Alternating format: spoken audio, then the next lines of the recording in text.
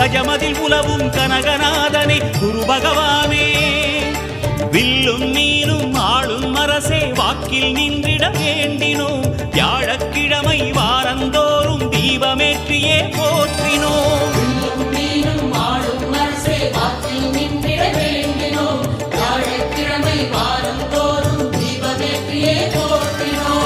பிரகஸ்பதியே சுரநிதியே ஜாதகமெங்கிலும் சாதகமாகிட வேணும் குருதேவா